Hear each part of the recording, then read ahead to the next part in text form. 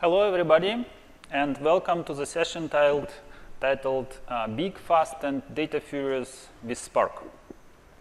I'm Maxim Lukyanov, Program Manager on Big Data team at Microsoft.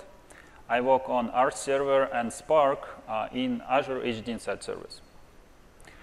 Yesterday, I had a session on R Server, and some of you, after the session, in our discussion after the session, expressed the frustration that you said, hey, I'm a data scientist, and I love machine learning and data modeling. But in practice, I'm stuck at actually preparing my raw data, making it ready for data modeling. So in this session today, we'll talk about Spark, and hopefully this session will help get you unstuck in situations like that. In this session, we'll talk about tools and techniques that you can use to make yourself productive or keep your productivity high while you're working on big data. This will be a demo-rich session, and after demos, hopefully we'll have time for extra topic where we'll talk about some aspects of the resource management that applies to these interactive Spark environments that we're going to talk about. Another comment here is that almost all of the things that, almost all of the components that we are going to talk about are 100% open source. So that means that while the session will be focused on Azure environment, specifically on HD Insight Service, you can potentially use all of these techniques and set up environments like we will discuss in your on-premises environments or in any other environments. So you can take these learnings with you and apply across your career. Okay, with that, let's get started. So at Microsoft, we are privileged to work with many enterprise customers. And in one of the most structured customer studies, we had the opportunity to talk to 3 groups of customers, about 10 to 20 customers each. And we asked them this question: what is your top concern for big data projects? And we get a variety of responses, and we can even sample these responses that we get in this audience. So if you have some specific answer to this question, just shout it loud, and I will repeat it for everybody. So any ideas? What is your top frustration with big data projects? Sorry? Quality of data. Getting it in and transforming it. Couple more. Processing time. Okay, that's good. So we asked this question to our customers, and we also gave them opportunity to kind of discuss what ideas or problems they raised and vote across all of this set of problems of which one is the most common one. And I'm happy to share this insight with you today that we gathered from this discussion, because the answers that we get, the number one common problem that has surfaced to the top was length of development cycle. And that's not absolutely obvious thing to say, but apparently it was something that generated consensus across our customers. So length of development cycle. So there are 3 things that I would like to highlight about that. The first, this is not just a problem statement. It is actually a ready to use metric. And as a metric, we can start to track it and improve it. So that's for managers and project managers among you, that's an actionable thing to move forward with. So that's great. The second thing is it actually all but defines productivity. And to make this point, let me give you kind of a scenario. Imagine you are a data scientist. Imagine a day of data scientist. And you want to make progress on some project, on some problem. In the simplistic terms, that would probably translate into some sequence of experiments. You would make an experiment, you make a conclusion that would drive towards next experiment. But the question here is, what would be your maximum speed with which you can proceed with this project? Oh, it's probably a speed of thought. As much as you can basically move forward. The moment you make a conclusion about the first experiment, you're ready to move forward with the next experiment. But not if you're actually waiting for your big data job to complete. In this case, your productivity is limited by the speed of each iteration. In other words, you can no longer work with the speed of thought. You now work with the speed of whatever big data job you're waiting on. And that actually affects your productivity significantly. In relative terms, your productivity drops very low compared to its kind of optimal value. So from that point of view, productivity is all but determined, especially in the big data world, in how you organize your iterations and how fast you can do your development cycle. And the third thing that is interesting about this problem statement is that it actually is a very strong predictor of the project risk. And that is a fairly well-known statement. If your project has long development cycle, then it's probably risky. And this is how it works. Again, any project is probably done on some deadline, or we need to project amount of resources that we need to invest into this project to complete it. But every time we do this, we actually need some assurance that project will complete in the amount of time that we predict.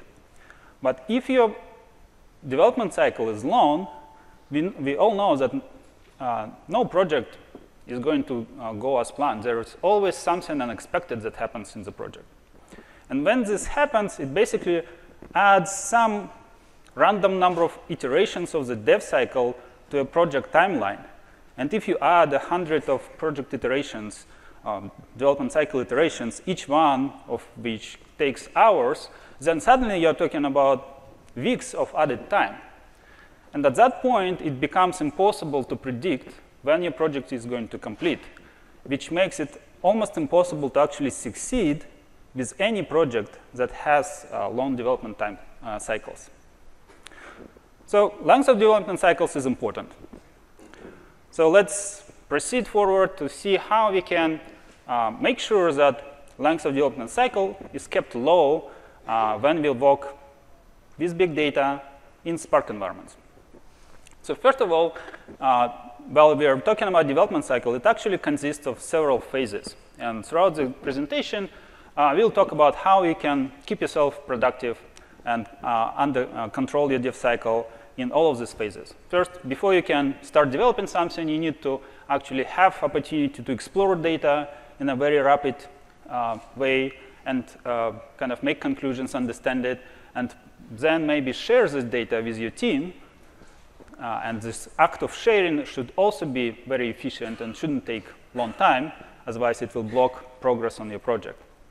And of course, once you are ready to start building your production artifacts, your development environment should be on Rails and should be efficient as well. And finally, when you have your product or first version of your code working in a production more-like environment on the real data sets, you will face a final set of problems where you'll have bugs and problems in production, and you need to have, again, be able to efficiently debug and fix problems. So all of these 4 phases are important for our productivity. So first, let's take a look at the overall picture of all of the components that we are going to talk about. So that's maybe a little complex picture, but in the following parts of the presentation, we'll discuss every component specifically. So starting from left, you can see here Jupyter notebooks that represent our answer to the data exploration and manipulation tool. So we'll talk about Jupyter notebooks.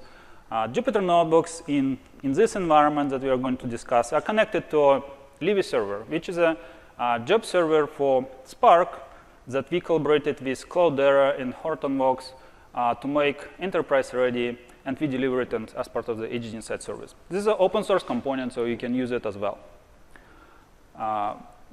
Second tool that we are going to talk about is as a tool that allows you to share data with your team or with outside of your organization. So that would be a set of BI tools. We'll talk about Power BI. You can also connect Tableau here. And in terms of Spark cluster architecture, this requirement or this scenario is accommodated by a component called Thrift Server. So that's a Spark Thrift Server. It's also open source component that allows ODBC clients to connect to the cluster and execute some SQL queries. And finally, development environments are provided for Scala Vault through IntelliJ and Eclipse products. And we have plugins for these environments that connect them seamlessly to HD Insight service, again, through Livy server. All of these endpoints that accommodate all these use cases and scenarios are able to share resources with each other, so you are not locked into only one of them through usage of Yarn Resource Manager. So all of these resources can operate on the cluster at the same time. And if you have time for this session, we will discuss what the implications of resource management here and what the current problems and solutions that exist. Okay. So let's start discussion about the components. So the first important component is the heart of this whole thing, is the Spark itself. So how many of you are familiar with Spark? Please raise your hand if you're familiar with it. Okay, about 40, 50%. So we'll spend not much time here then. We are already familiar with that. But what's important to emphasize is that Spark in a recent time became kind of a new kind of hot topic in the big data area. And there are many reasons behind it, but one of the few attractors that are important for the discussion today is that it was designed as an interactive big data engine from the get-go, as opposed to Hadoop that was designed as a send a batch of jobs and wait for it to complete. So Spark from the beginning had this opportunity to where you launch a Spark shell, and whenever command you type in, if it doesn't involve processing of large amounts of data, it will try to return to you in an interactive time immediately. So Spark on the small data sets is interactive by default. It also is a big data tool, so it has abilities to actually run in a fairly interactive manner on a large data sets as well. And through its in-memory architecture, it actually allows you and gives you tools to process large data sets in an interactive manner too. So we'll discuss that capabilities as well. And last, but probably the most important piece of Spark from its core is a built-in functionality in Spark that allows you to do sampling of data very easily.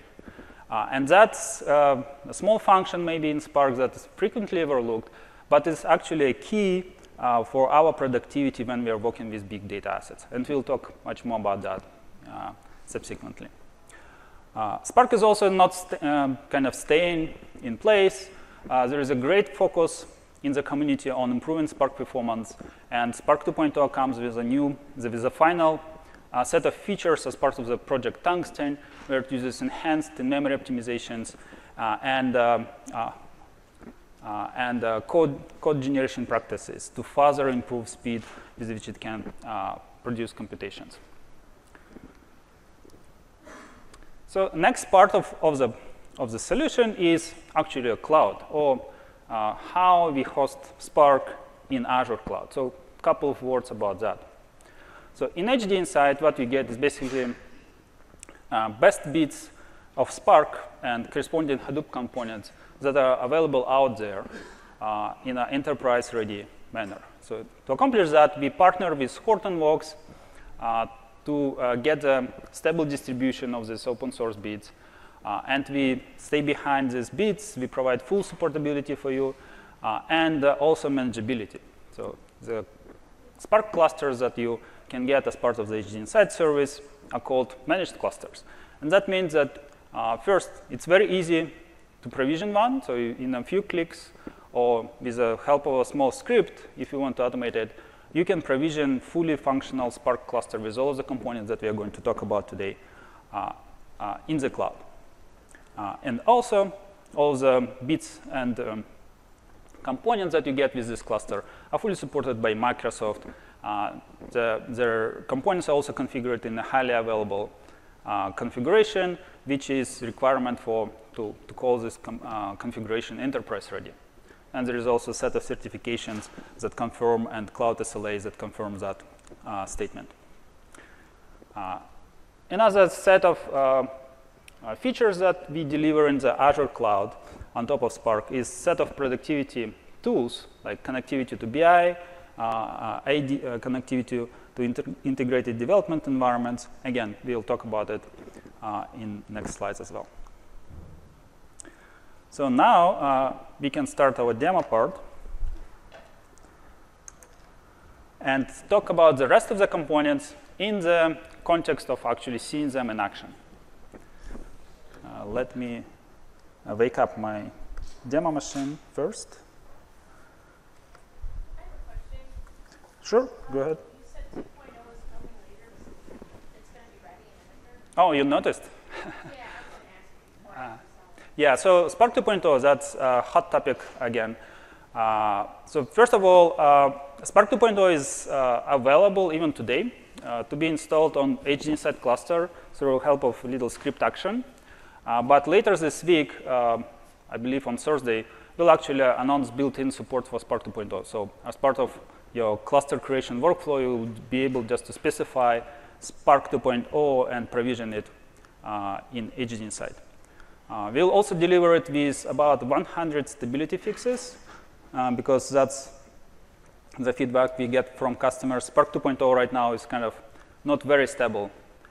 So with the help of these stability fixes, we'll deliver you a solution that you can hopefully start using in production. Okay, so demo, and we just talked about Spark 2.0. So HDInsight clusters in Azure Portal, so that's Azure Portal. HDInsight clusters is where you'll find the things that we are talking about, and the managed aspect of our clusters means that you can simply click a button, add button, and create a Spark cluster. So let's not spend too much time on this, but to give you context, so this is how it looks like. You select a type of the cluster, you select a version, and 2.0 will become available later this week. And then you select standard cluster type if you want just to use Spark, or you can upgrade your experience to include RServer as well if you want that. So once you selected Spark cluster type, you fill in all of the other items in this dialog, including selecting your VM types, and you can create a cluster. So in the interest of time, I already pre-created a cluster. So let's find an existing one. And once you created a cluster, you can see a variety of components and services that are provisioned with this cluster available in this management pane. So we can say cluster dashboards, and here we can see various services available on the cluster, including Jupyter Notebooks. So let's start with them. So Jupyter Notebooks is one of the kind of primary experiences for data exploration in an interactive manner. One of the notebooks here that I have is Scala Notebook. So I have it opened here. The Scala Notebook actually describes a set of features that we have developed as part of our customization of the Jupyter project. So Jupyter, that's a Python-based, web-based in notebooks. And originally, Jupyter project didn't have Spark integration. So we added the Spark integration, and if you scroll back a little bit, this is how it looks like. So in a Jupyter project, there is an extensibility model based on so-called kernels. So the kernel is an interpreter that would drive what happens inside of the notebook when you execute code. So alongside these descriptions and pictures, in a notebook, you can have also cells that allow you to type code. And that is where we integrated Spark, so we can type Spark code. So going back to this kernels that we have developed for Spark, it's called Spark Magic, and it's, again, also open source component. We open sourced it, so you can download it from this link and use it. And it interacts with Livy server, which is a job server, to send your cell statements to Spark, execute it in Spark, and return back results. So basically, it supports a notion of the interactive session, where you can start an interactive session and go through the steps of the command and see the results back. The important piece in this architecture is that we configure it in a way that it works through a Livy job submission service, which allows us to share resources with all of the other workloads that you might want to run on the cluster. One of the features that we added to a Livy job submission service itself is related to enterprise readiness. So we added a high availability feature. So this notion of the interactive session that Livy has originally disappeared or was lost if Livy service itself would shut down or restart, and that frequently happens in cloud environments. So we added a feature where it actually stores this session state in a Zookeeper ensemble, which is part of our Edge Insight clusters. And whenever it restarts, it actually can recover this interactive session that allows your notebook or jobs submitted to Livy to continue without interruption. That's important for your production pipelines. So a few things about the actual Jupyter kernel for Spark that we added. First, this integration or extensibility of Jupyter is usually done through another concept called magic. What magic stands for is basically a custom command that starts with 2 percentage signs. So that's a Jupyter notation for extensibility points. So we added several magics here. So first one is the info magic that allows you to list all of the available Spark sessions that are running on your cluster. And the start button here that you can see means that the command is actually being executed. And the fact that it's taking so long means that something is not absolutely right. Okay, let me try again. Okay, so now it's working. It needed to reconnect. So you can see a set of old sessions that are already dead, and a couple of sessions for the current notebook and for the another one that I'll show in a minute here existing. So what is important here from the point of view of interactive Spark is whenever you debug something with your code that you run in the notebook, you need to have access to the Spark UI. So we make it easy for you to just click on this link and open Spark UI to see what jobs you are running, or to see executor logs. Or if you need to access driver logs, you can also easily go to the driver logs as well. So that's a very nice feature for debuggability of your notebooks on Spark. On the side of the data exploration, what we have added is also ability to support inline SQL inside of the Jupyter notebook. So you can, for Hive tables that you have in your Spark cluster, you can basically specify the SQL query here with the help of the SQL magic and see in automatic visualization done for you here. Let's build a bar chart, and you can specify what type of chart you want to see, and then you can see the chart here. So that allows you to jump from kind of a raw data assets to running SQL queries over them, to immediately visualizing them in a very interactive, rapid manner.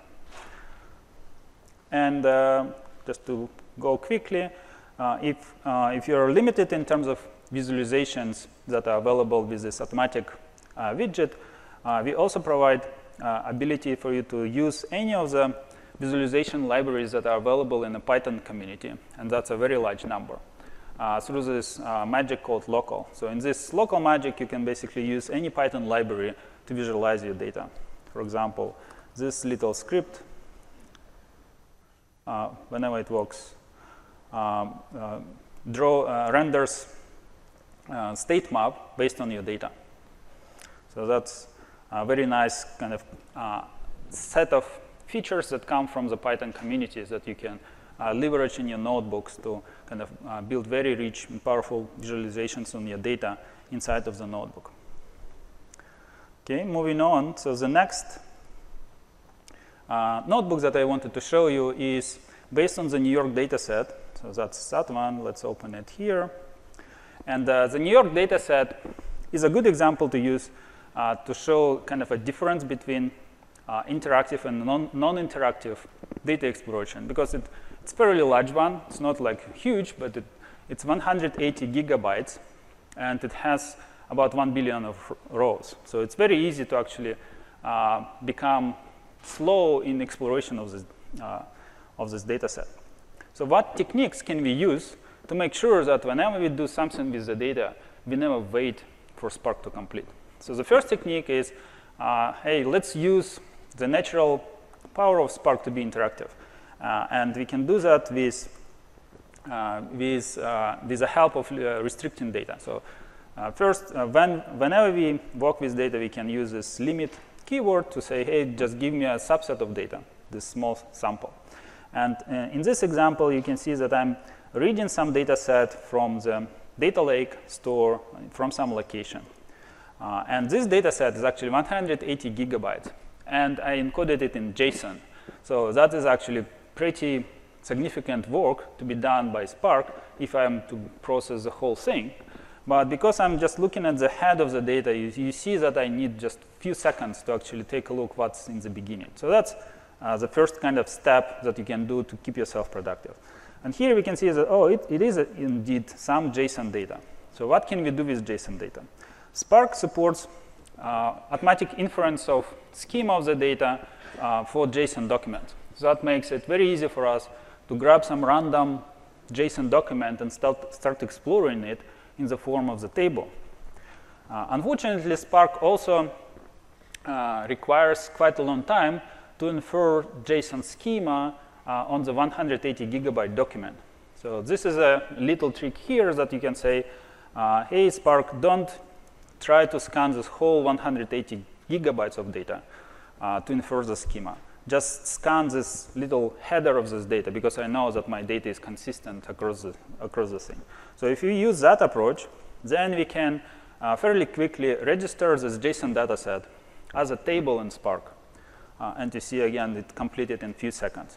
So now we have this row taxi table, temporary table created for us that maps into a JSON data set. And again, we can start exploring it using SQL commands. And that gives us a pretty good kind of ability to start manipulating this data, understand it. So let's assume that we did some exploration of the data using SQL commands, and now we are ready to say, hey, this is exactly the subset of data that I need to send for my data modeling step. So that would look like a command that looks like something like that. It would say that, hey, drop a bunch of columns from this data set because I don't need them, then filter out some noise from the data that I don't need at the moment. And the resultant cleaned up data set save as a new table. So I already did this step. In order to process the whole data set, it may take some time. So it's a kind of a one final operation that you don't want to execute too frequently. But once you did that, you're ready to start working with this data and start doing feature exploration, kind of a next steps in your data science process.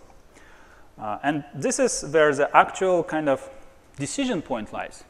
Because once you have this cleaned up data set, it is kind of tempting to continue working with this full thing.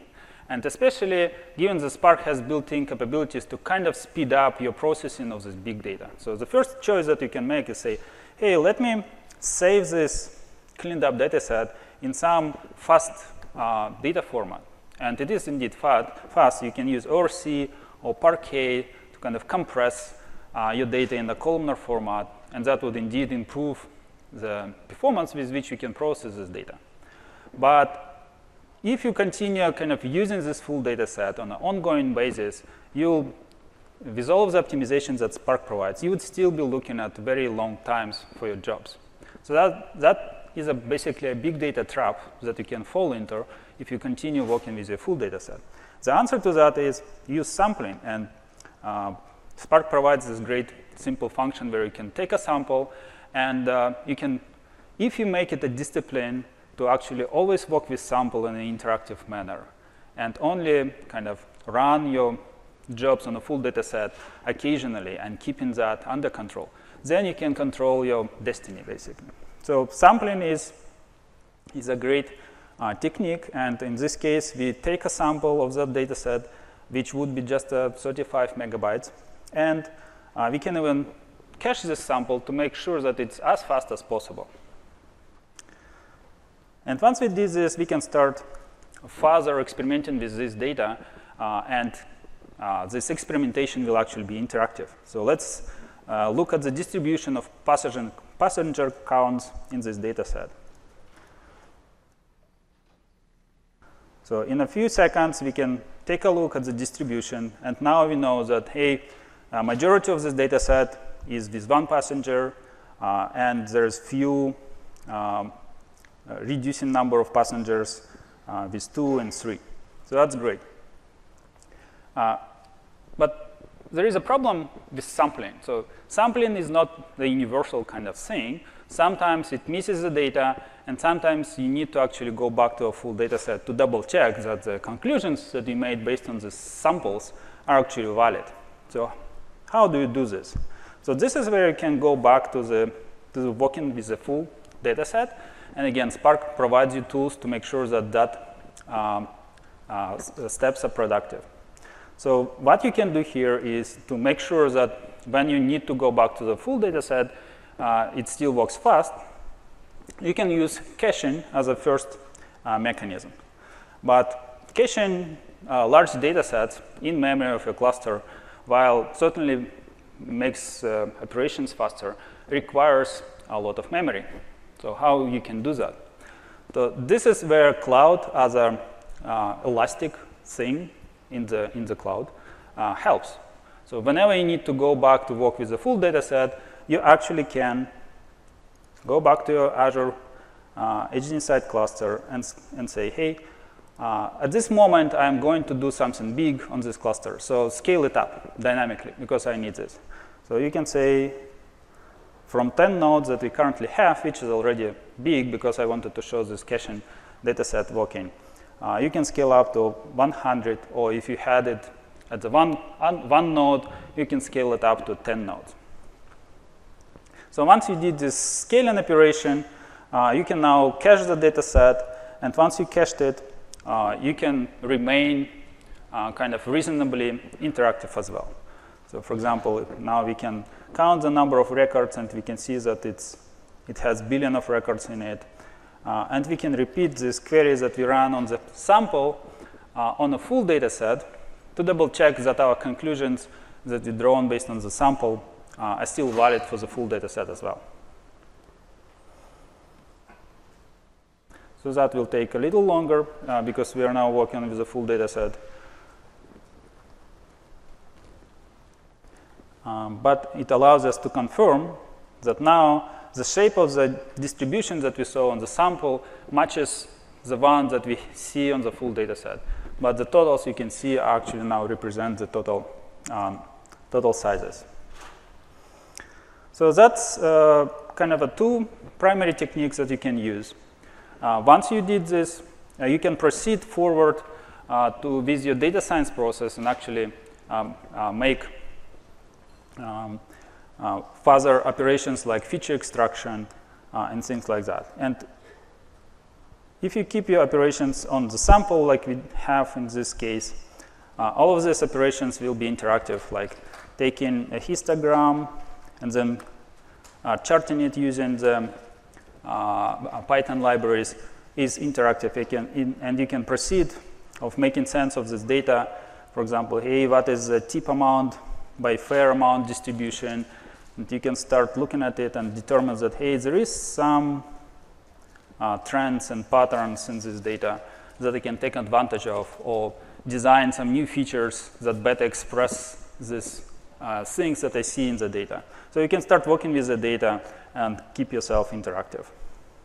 And once you've done this, you can run the jobs that actually move you towards data modeling. So let's move quickly through them for the sake of time. For example, you can apply some binning technique here, and I put some time in here so you can see that all of those operations were interactive. You can apply some additional encoding to featureize your data.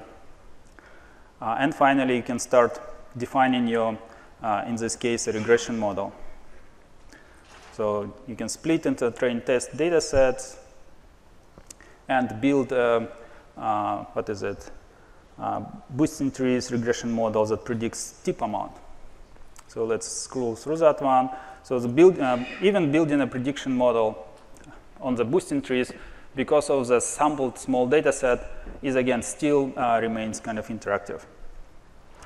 And finally, we can look at the resultant predictions, which try to predict tip amount based on the number of passengers in the car. So that's kind of a first level of data exploration. So how do you proceed forward to data sharing? So in Spark, we have this connectivity for BI tools. And it's fairly easy to connect Power BI, for example, to Spark cluster and HDInsight. You can also use Tableau if you prefer. So you would go into Power BI, you would say get data. And in the list of databases, Power BI has first-class support for Spark clusters on HDInsight. Again, it just needs some time to refresh its data. OK, so now we have Spark here. And in order to connect to Spark, all you need is just URL of the cluster and credentials for the cluster.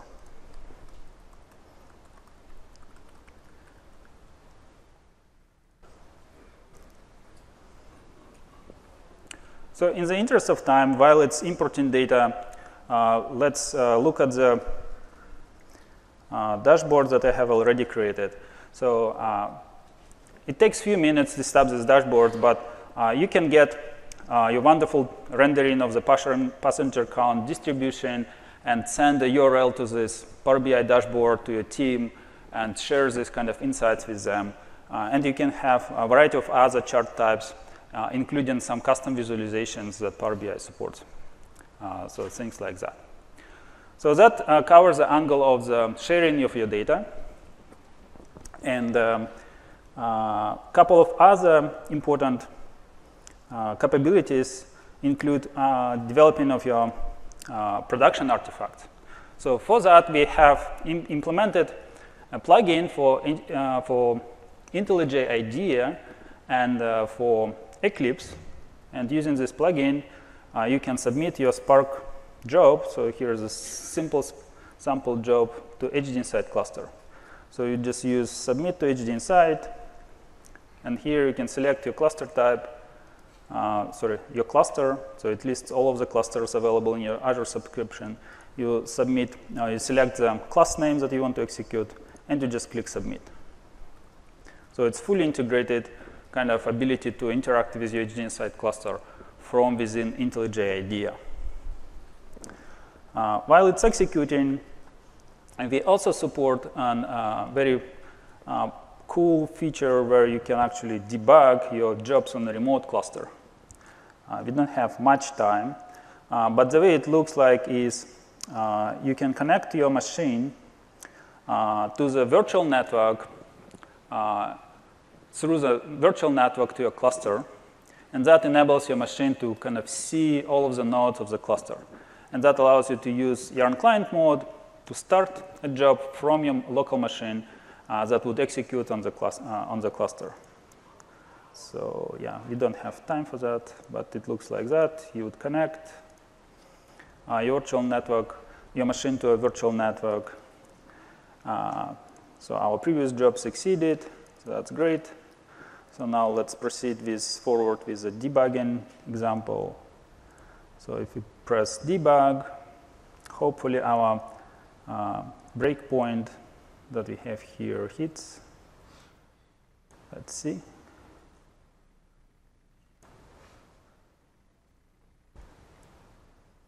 OK, so something didn't work out.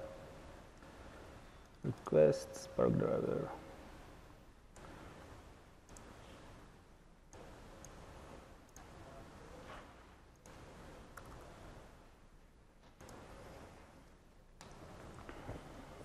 Okay, let's give it another try.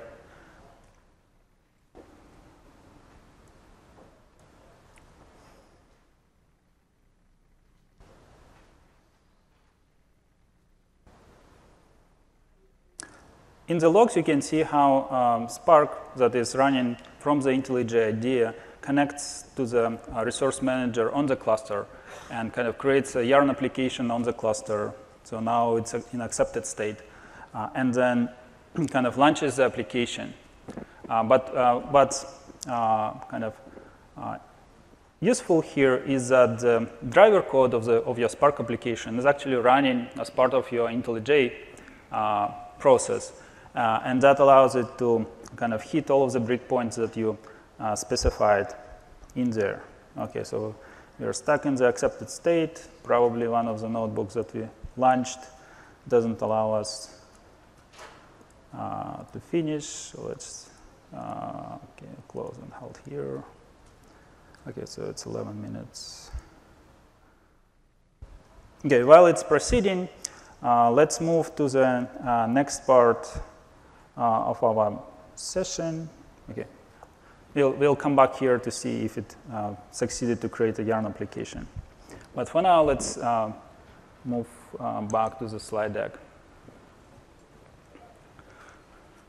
So resource management, as you saw in this example, we can run both BI kind of workload to render your charts inside of the Power BI, as well as notebooks, and even run some jobs on the side from IntelliJ IDEA. So all of that is possible to happen at the same time, and that's made possible through a use of Yarn Resource Manager.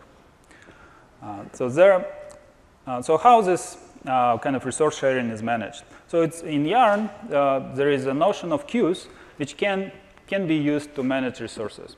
And one of the requirements that we would have here is if you're running your Thrift server occasionally, so if you're running your Power BI reports from time to time when you want to refresh them, you don't want your Thrift server to hold on to some resources in your cluster. You want all of the resources by default to be available for your notebooks or for some Spark jobs that you're running. So how you can accomplish that? So we configured Thrift server with a dynamic resource allocation. So that's one of the techniques that you can use, which means that by default, Thrift server doesn't use any resources on your cluster, and only when it receives actual SQL requests, it will dynamically request additional containers in Yarn to start executing these queries. And even if the cluster is completely utilized by a notebook or by some other Yarn job, through a use of resource preemption, Thrift server can actually request resources from these other applications and reduce amount of resources that they consume dynamically to execute the SQL queries. There is a couple of bugs that you can take a look later in the slide deck that we had to fix and work around with the Yarn Resource Manager, like we had to use capacity resource scheduler instead of dominant resource calculator. But we can skip that.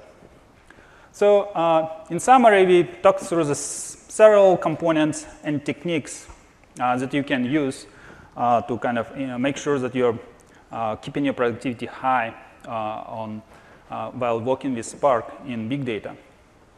At this point in time, big data big data in Spark still remains in the state where it's kind of a sharp tool. And it's really easy to kind of overindulge in all of these Parquet formats and work with a full data set too much. And in this case, you would be kind of falling in this trap of the big data. So a primary kind of takeaway of this session is if you set up your environment correctly, then use the sampling and caching techniques correctly to make sure that you're productive while working with big data. Okay, and there are a few related links. So the New York Taxi data set that we used for the demo, it's actually available with all of the steps that we discussed on this link. It's documented as a set of blog posts that describe the data science process and how you can apply it to exploring data using Spark. There is also various resources that I mentioned, like open source components that we used, available on these links. Okay, so with that, we have still 5 minutes for Q&A.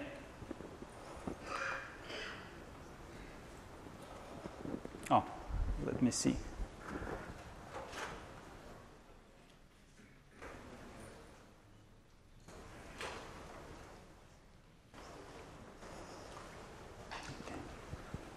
Yes? Do you guys support Zeppelin as well? The question is, do we support Zeppelin? We are going to release Zeppelin also later this week. So we get requests from customers that some of the customers prefer Jupyter in Python environment, some prefer Zeppelin. So we are bringing back Zeppelin. So now we'll have support for both Zeppelin and Jupyter on HD side. Yep. Any support for Mesos? Any support for Mesos? So at this point, we are Yarn resource manager only cluster. You can certainly install Mesos as a custom component on top of HD Insight cluster, but it's not something that we support. Yes? So you might call me old school, but can you talk a little bit about why I should select Spark instead of something like a SQLite warehouse for big data analysts? The question is why I should select Spark instead of something like SQL Data Warehouse for big data, for data analysis. Yeah. So it certainly depends on this other product that you're comparing with. If you're talking specifically about Azure Data Warehouse, it's a great product, and it's very much optimized for interactive data exploration. So all of these BI scenarios that we talked about would be a great fit for Azure Data Warehouse. But it's not designed for machine learning tasks, for example. But Like, Spark doesn't do the machine learning itself as well, so you always put something then on top of that. So doing Azure Machine Learning with Spark or with SQL Data Warehouse, where's the difference? yeah, so Spark has machine learning library in it, which is a very powerful library that you can use to analyze your data. You can analyze structured or unstructured data. So that is something that Azure Data Warehouse doesn't have. Azure Data Warehouse only has SQL. And in Spark, you can use Python, R, or a variety of libraries that community contributed to process your data in a much broader set of ways than SQL allows you to do. So Azure Data Warehouse is all about interactive BI. Spark is much broader than that. It's about ETL, preparing your raw data for consumption in Azure Data Warehouse. It's about machine learning. It's about unstructured data exploration. Yeah. Yes? One question. I see that SQL Magic you were mentioning. So the same thing is also the USQL, which is also similar. Is that right? SQL? Sorry. SQL Magic you are saying here. Magic? Well, Oh, Spark Magic? Spark Magic. The select statements which is being used here. Oh, yeah. So that is a SQL 92 compatible version of HiSQL that Spark supports. And USQL supports its own USQL variant. So what's your question? Okay, so the point is that it is so each of the software uses a separate kind of SQLs, but maybe it is more similar. So has it not been like standards for SQLs using with a different software like Spark and ADL? I see. Yeah, so there is certainly some diversion of SQL standards. It's not too broad, though. I would say USQL is the father's departure from the SQL because it brings in C# into it. Spark follows fairly standard in the big data world, a dialect of SQL, which is HiveSQL, HiveQL. So it supports In Spark 2.0, they actually extended support to cover SQL 92 standard fully and set of SQL 2003 features as well. So it has a fairly broad coverage for industry standard SQL with some features from 2003. Yeah. Thank you. 1 second before we move to the next question. Actually, let me conclude the session so we finish recording, and I'll continue answering the questions off stage. Okay. So we are done. Thank you.